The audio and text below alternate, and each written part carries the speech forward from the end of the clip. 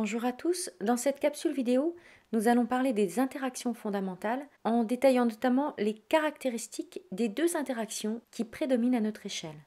L'interaction que vous connaissez le mieux est l'interaction gravitationnelle. Vous l'avez étudiée en seconde et vous avez vu que cette interaction est toujours attractive et de portée infinie et qu'elle s'exercera entre deux corps A et B à partir du moment où ceux-ci ont une masse, par exemple entre une pomme et la Terre. De cette interaction découlent deux forces, la force exercée par A sur B et la force exercée par B sur A. Ces deux forces peuvent être représentées par des vecteurs de direction la droite reliant A et B et de sens opposé en sachant que la force exercée par A sur B aura pour sens de B vers A et de normes identiques. Vous avez l'année dernière exprimé la norme de chacune de ces forces. En effet, la valeur de ces forces est proportionnelle au produit des deux masses et inversement proportionnelle au carré de la distance qui sépare les centres des deux masses. La norme de la force de A sur B est égale à la norme de la force de B sur A, qui est égale à grand G, constante d'interaction gravitationnelle dont on vous donnera la valeur, ne la prenez pas, multiplié par MA fois MB sur D au carré. Attention, MA et MB doivent être exprimés en kilogrammes, la distance D doit être exprimée en mètres et alors votre force sera bien exprimée en newtons.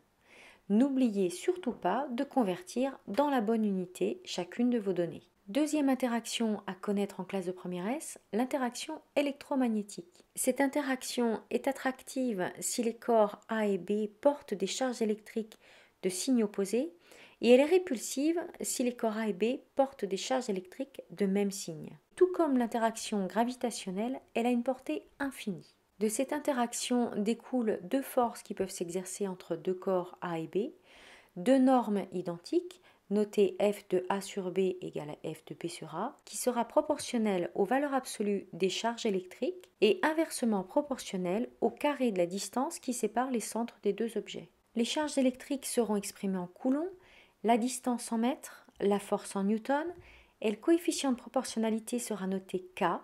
Il vaudra 9,010 puissance 9 dans les unités du système international.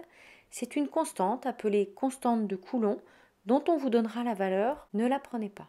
Dans l'expression de la force électromagnétique, vous avez remarqué qu'il y avait des doubles barres de chaque côté des charges électriques QA et QB.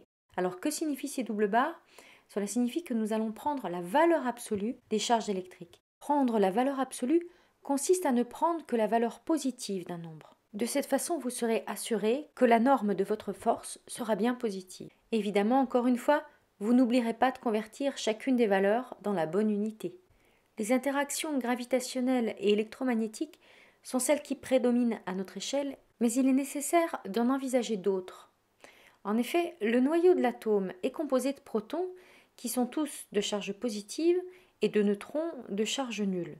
Or, les protons ayant des charges de même signe vont se repousser les uns les autres. La question que l'on peut se poser si l'on n'envisage pas d'autres interactions, c'est pourquoi restent-ils ensemble au niveau du noyau ? La réponse à cette question est qu'il existe une autre interaction appelée interaction forte, qui est toujours attractive et qui ne peut avoir d'effet qu'à une portée extrêmement petite. Elle va permettre la stabilité des noyaux. D'autre part, il existe une dernière interaction, c'est l'interaction faible dont nous parlerons un petit peu plus tard lorsque nous étudierons la radioactivité. À bientôt!